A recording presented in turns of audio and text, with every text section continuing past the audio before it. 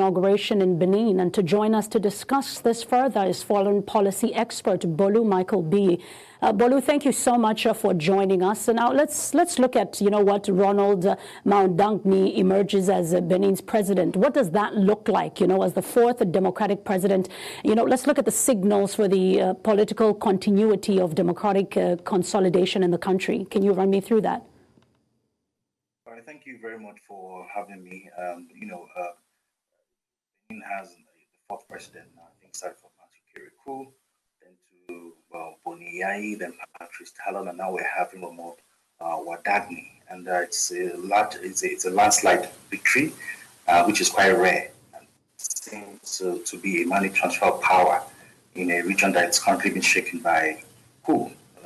When you look at this country surrounding Benin Republic, they're quite unstable, due to insurgency. So when we look at the run-up to how Wadagni emerged, it raises some question about whether there's true democracy in Benin Republic, because he didn't really face any opposition. He had 94% of the votes. Of course, expected when there's no competition.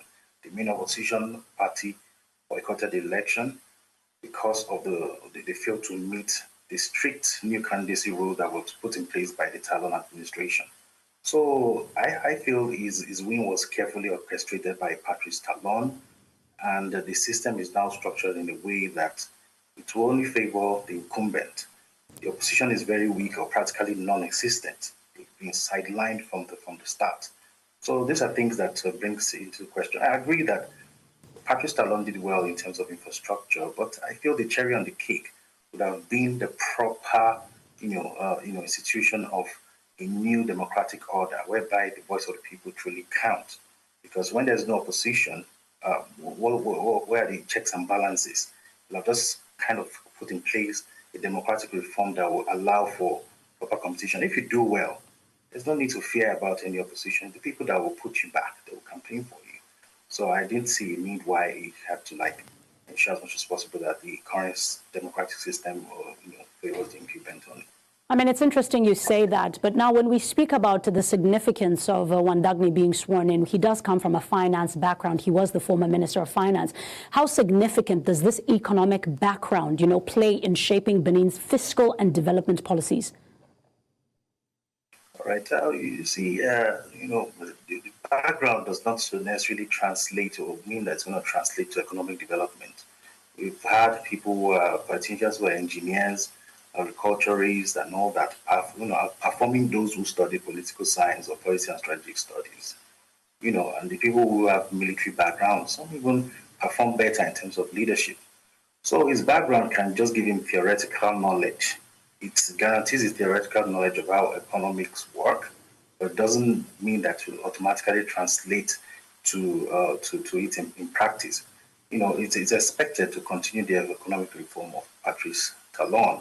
And, his time as finance minister saw economic growth, GDP growth of 7.5% in 2024. And that positioned Benin as a regional economic hub.